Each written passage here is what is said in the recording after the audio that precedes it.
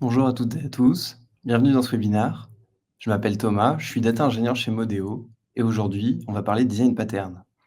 L'objectif de ce webinaire, ça va être de montrer comment est-ce qu'avec des compétences logicielles, un data ingénieur peut améliorer la qualité de tous ses rendus dans les différentes missions qu'il peut être amené à rencontrer. Alors les design patterns, qu'est-ce que c'est? Les design patterns, c'est un ensemble de schémas ou de plans qu'on peut utiliser et réutiliser pour répondre à des problèmes connus lors de nos développements. Donc les patrons de conception, il y en a plein. L'objectif, c'est évidemment de ne pas tous les connaître, mais c'est de savoir que ça existe et d'en connaître les fondamentaux pour s'en servir comme d'une grosse boîte à outils pour répondre à des problèmes qui sont courants et qu'on va très souvent rencontrer. Ça nous permet de construire des solutions qui sont scalables, faciles à maintenir et qui sont éprouvées et validées par, le monde dans l'informatique en général. Alors les patrons de conception, c'est top.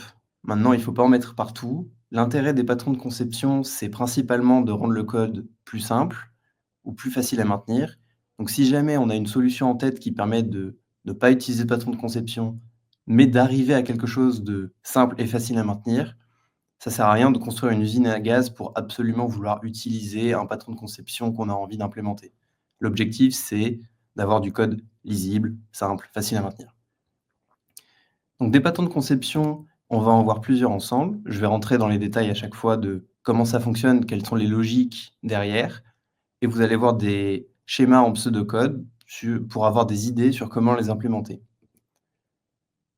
Donc on va commencer par un premier pattern, qui va être le pattern de builder. Alors le pattern de builder, l'idée derrière, c'est de construire des objets qui vont avoir une même fonction, mais qui peuvent avoir des composants différents. Donc dans mon exemple, je veux pouvoir construire une maison qui va avoir un certain nombre de fenêtres, de portes, un toit de certains types, un garage, une piscine, mais sans avoir à construire individuellement ces éléments pour pouvoir construire toute ma maison. Pour rentrer plus dans les détails, les problèmes qu'on a donc du point de vue d'un ingénieur de données, ça va être de construire, par exemple, des pipelines de transformation de données qui vont toujours avoir le même objectif, donc de charger de la donnée, de la transformer, de la nettoyer et de la décharger dans une autre zone. Ces pipelines, ils font globalement toujours la même chose et les étapes sont globalement toujours les mêmes. Maintenant, si on veut faire du code propre et donc tout diviser en classes, on va vouloir coder ces étapes de façon indépendante. Donc, par exemple, une étape de chargement, une étape de nettoyage, et cetera. Maintenant, si on veut pouvoir construire un pipeline global sans avoir à instancier toutes nos étapes spécifiques à chaque fois et à tout recoder à chaque fois dans tous nos scripts, on va passer par un pattern de builder. Donc le pattern de builder, c'est un pattern dont le rôle va être de construire ces différentes étapes et de les inclure dans un pipeline de données qui sera, lui, utilisé dans le script principal. Donc dans l'exemple que j'ai fourni, on a 3 types d'étapes: étape de chargement, de transformation et de nettoyage. Donc plutôt que d'avoir dans chacun de mes scripts à dire: celui-ci, il a besoin de loading et de cleaning, mais pas du reste. Celui-ci a besoin de loading, transformation, cleaning, mais pas d'éventuelles autres étapes qui pourraient exister. Et donc à chaque fois de les instancier, de les mettre dans un data pipeline et de lancer ce data pipeline, eh bien ce que je vais faire, c'est que je vais suivre le diagramme de classe que vous avez à l'écran et construire une classe pipeline builder dont le simple objectif va être de construire les différentes étapes dont j'ai besoin et de me renvoyer un pipeline qui va avoir toutes les étapes à l'intérieur. Donc dans cet exemple, plutôt que de devoir instancier loading, transformation, cleaning, après d'instancier un pipeline, après de rajouter mes 3 steps à l'intérieur, je vais simplement instancier un builder, lui exécuter ses fonctions add cleaning, add transformation, add loading, puis exécuter la fonction build qui va donc me retourner un pipeline avec toutes les transformations dont j'ai besoin. Ça permet vraiment d'avoir un code qui est beaucoup plus lisible, d'avoir aucune duplication de code parce que tous les process spécifiques à notre cas d'usage vont être vraiment dans les steps, dans le pipeline, et le builder, lui, va juste se mettre entre la construction du pipeline et le script pour rendre tout ça beaucoup plus maintenable. Le pattern suivant qu'on va voir ensemble, c'est le pattern de l'observer. Donc le pattern de l'observer, il est beaucoup plus simple et en général moins utilisé parce que déjà implémenté par pas mal de choses, parce qu'il est notamment utilisé pour faire du système, d'alerte ou de log. Donc quand on utilise un logger, en général, on n'a pas besoin de passer par un observeur, mais c'est toujours intéressant de voir comment ça fonctionne et c'est suffisamment simple à implémenter pour qu'on puisse vouloir en faire un nous-mêmes, sans trop se compliquer la tâche. Donc le pattern de l'observeur, il demande 2 choses. Il demande d'avoir un objet observable et un objet observeur. L'idée derrière ça, c'est que les objets observeurs vont permettre de notifier ou d'envoyer des alertes ou d'émettre des reportings. Donc par exemple, écrire des logs dans une table Elasticsearch, dans un fichier, envoyer des emails, ce genre de notifications. L'observable, lui, il va avoir une liste d'observeurs et donc l'idée derrière ça, c'est que quand je vais rajouter des observeurs dans la liste d'observeurs de mon observable, ça va me permettre d'utiliser des fonctions spécifiques à mes observeurs à certains moments clés de mon observable. Dans mon exemple, mes observeurs ont tous une fonction update. Donc Logger, par exemple, va envoyer un message dans la console, alors qu'Email Notifier va envoyer un message par email à un développeur, par exemple, pour remonter une alerte. Mon observable, lui, ça va être une étape quelconque dans mon workflow de transformation de données. Eh bien, mon étape, elle va avoir une liste d'observeurs et cette étape, à un moment dans cette étape, par exemple, je vais faire un accès dans une base et quand je fais un accès dans cette base, je veux que X soit notifié par email, peu importe la raison. Eh bien, dans mon code, j'aurai juste à appeler une fonction de notification qui va parcourir la liste de tous mes observeurs et appeler la fonction update de chacun d'entre eux, ce qui va donc bien me permettre d'envoyer une notification, un email, tout ce dont j'ai besoin, à toutes les personnes qui sont concernées ou à tous les endroits dont j'ai besoin.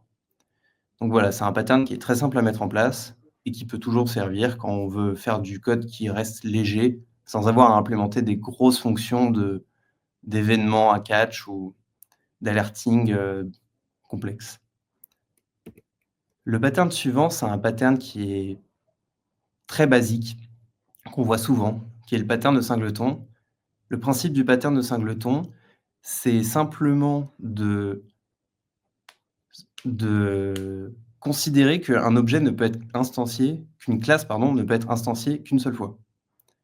Donc pour faire ça, le pattern de singleton va empêcher l'accès au constructeur, qu'on a tendance à utiliser quand on veut instancier une classe, mais va mettre à disposition une fonction qui va permettre de récupérer une instance de notre classe.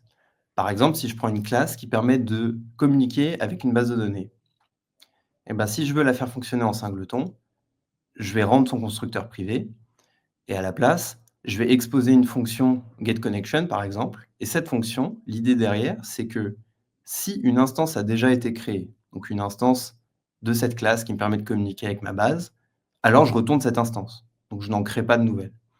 Et si jamais aucune instance n'a été créée, j'en crée une et je stocke l'information de cette instance pour que la prochaine fois qu'on appelle cette getConnection, je renvoie la première instance. Ça permet de faire en sorte que cette classe donc ne soit instanciée qu'une seule fois.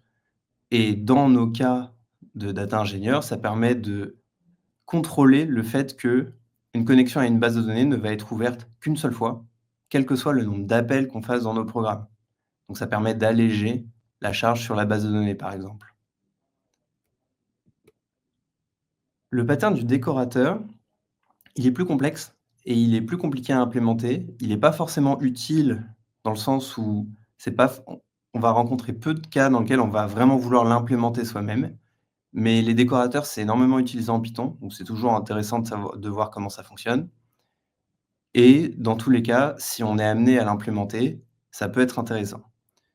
Donc le pattern du décorateur, il part d'un postulat qui est de dire que l'héritage, c'est bien, parce que quand je vais vouloir, par exemple, créer une classe qui veut lire des fichiers, si je veux modifier un petit peu le comportement de ma classe en rajoutant des méthodes, par exemple, en modifiant le type de fichier, ce genre de choses, je vais vouloir créer des classes enfants, filles, donc avec le système d'héritage.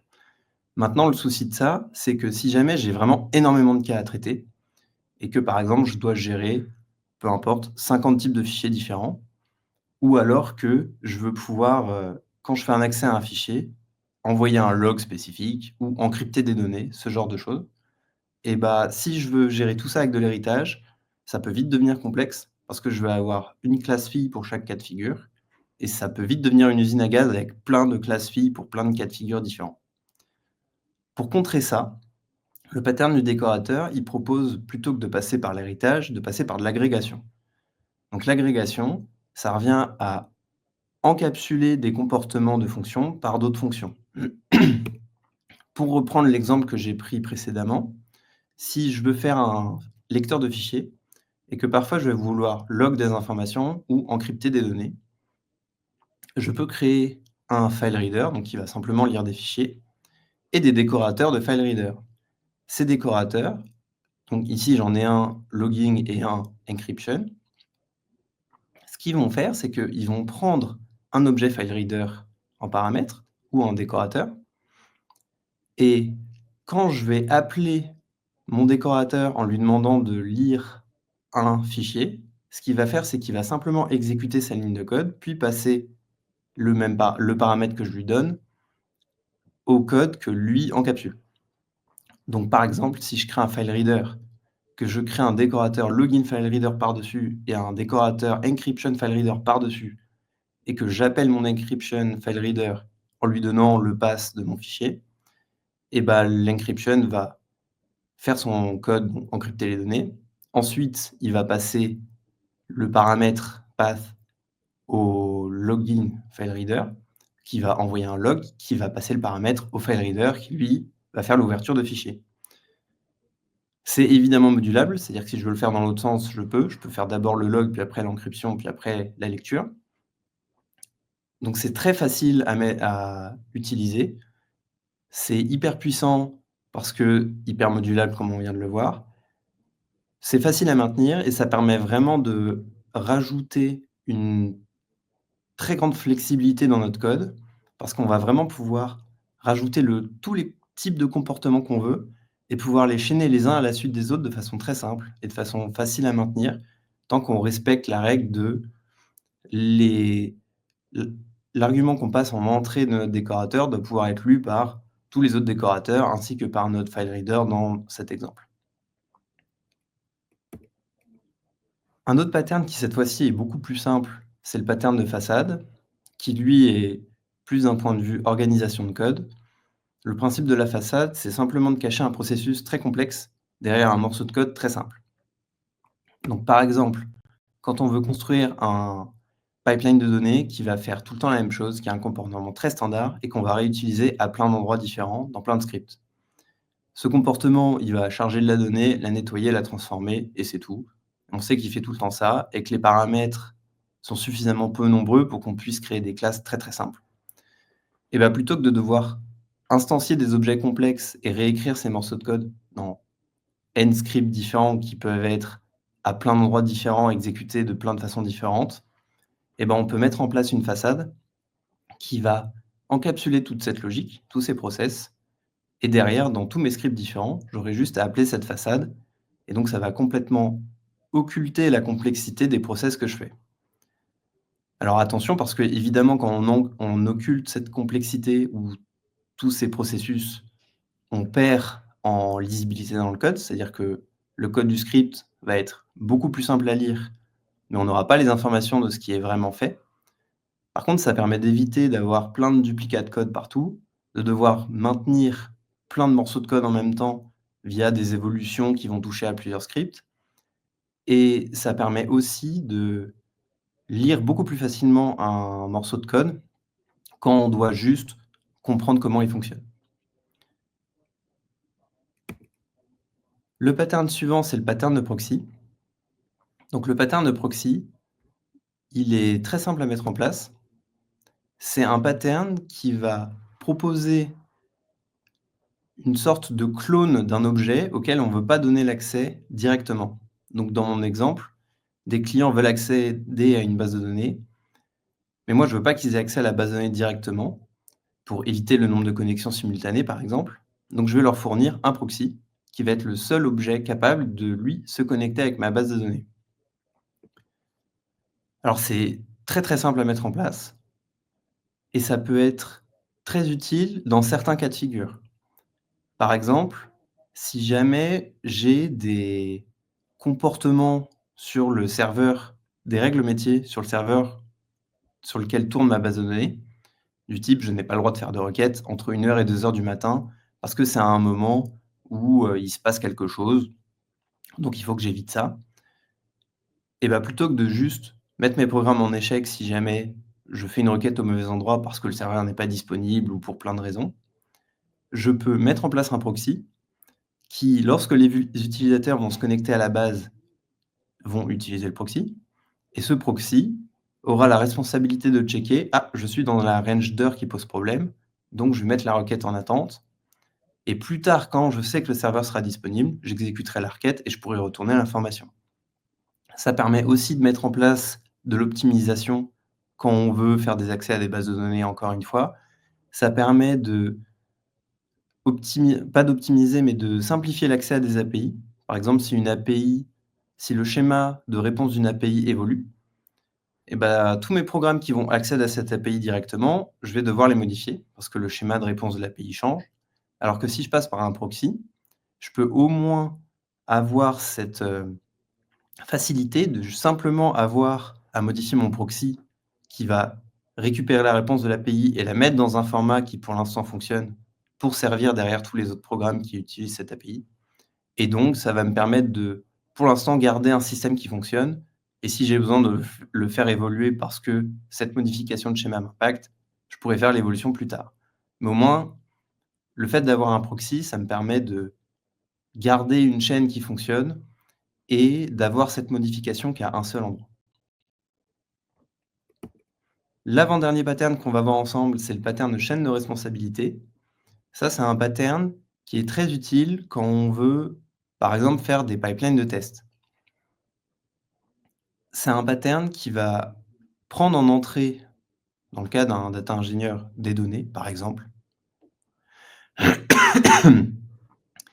et qui va les faire passer à travers différents handlers qui vont chacun avoir une responsabilité spécifique. Donc un handler ne peut pas cumuler plusieurs responsabilités. Un handler va vraiment avoir un seul objectif.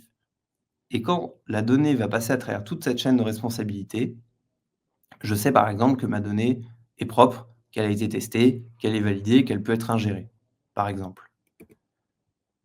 Donc, pour appuyer mon exemple, on peut voir un data handler qui va avoir 3 types de handlers. Donc un handler qui va checker les valeurs nulles, un handler qui va checker selon une range, un handler qui va checker les types de mes données. Donc l'exemple d'implémentation de ma chaîne de responsabilité, ça va être de créer un handler général, donc mon data handler, qui va prendre le nombre de handlers que je veux et son comportement, ça va simplement être de prendre en entrée des données, par exemple, des données CSV qu'on veut lire, qu'on veut ingérer et de les passer à tous ces handlers. Donc le premier handler va checker s'il y a des valeurs nulles. S'il y en a, alors il renvoie une erreur et la chaîne s'arrête là. S'il n'y en a pas, il passe les données au prochain handler dans la chaîne. Et s'il n'y a pas de prochain handler, il renvoie simplement les données. Ce mécanisme, ça permet simplement d'avoir une liste de handlers qui vont tous lire les données les uns après les autres. Et si je n'ai aucune remontée d'erreur dans toute la chaîne, ça veut dire que mes données passent tous mes tests et donc je peux potentiellement les ingérer. Donc c'est un exemple de comment est-ce qu'on pourrait, encore une fois dans l'esprit des design patterns, rendre le code modulable et facile à maintenir, parce que je peux vraiment juste spécifier toutes les classes dont j'ai besoin pour mes handlers, donc nul, range, type dans cet exemple, je peux en avoir autant que je veux. Et derrière, si je veux faire de la validation de données quand je veux ingérer des données, par exemple, plutôt que d'avoir des remontées d'erreurs parce que c'est ma base de données elle-même qui me dit que les schémas sont pas bons, je peux passer par ce genre de pattern pour checker que toutes mes données sont, respectent bien le format que je veux, donc que mes clés primaires ne sont pas nulles, ce genre de test. Et si des données ne respectent pas mes tests, je vais avoir une erreur que je génère moi-même. Donc c'est vraiment un framework de test qui est facile à mettre en place et qu'on peut vraiment utiliser comme on en a envie. Le dernier pattern qu'on va voir ensemble, c'est le pattern de template. Donc le pattern de template, c'est un pattern qui donne les fondamentaux d'un algorithme avec un comportement standard, mais dans lequel on veut modifier des morceaux de comportement. Par exemple, là, je veux construire une maison qui va tout le temps avoir 4 murs, qui a tout le temps des portes, mais pas forcément toujours les mêmes portes, qui peut avoir un certain nombre de fenêtres, qui a un toit selon certaines variations, ce genre de choses. Dans le monde de la donnée, on peut penser à des algos de traitement de données, de parsing d'API qui sont complexes, de lecture de fichiers. Il y a plein de cas dans lesquels c'est utile, mais à chaque fois, la base, c'est qu'il faut avoir un comportement standard pour un process qui va demander d'utiliser plusieurs fonctions et chacune de ces fonctions peut être amenée à être modifiée. Donc dans mon exemple, j'ai un data processor dont l'objectif est de lire des données d'un fichier et de les sauvegarder ailleurs après les avoir nettoyées et transformées. Cas classique. Ce data processor, il va avoir 4 fonctions standards, donc load, clean, transform, save. Il va définir des comportements de base pour toutes ces fonctions. Par exemple, le transform renvoie simplement les données d'entrée, il ne fait rien. Le load, on peut définir que son comportement par défaut, ça va être soit si on en a beaucoup, de lire dans un CSV qu'on donne en entrée, soit si on veut forcer à explicitement surcharger cette méthode, simplement renvoyer une erreur not implemented, comme ça on est sûr que on ne peut pas utiliser le data processor parce que le comportement n'est pas complètement défini. Et ensuite, on va instancier le JSON ou le CSV data processor, dans mon exemple, pour simplement surcharger les morceaux de code qu'on veut. Donc, par exemple, si je veux avoir une chaîne où je charge des données, je ne les nettoie pas, je ne les transforme pas et je les sauvegarde depuis un JSON vers une base de données SQL, et ben, je peux simplement créer une classe qui hérite de mon data processor, surcharger la fonction loadData pour qu'elle aille chercher les données d'un fichier JSON, surcharger la fonction saveData pour qu'elle les sauvegarde dans ma base SQL, et je n'ai pas besoin de toucher aux autres fonctions.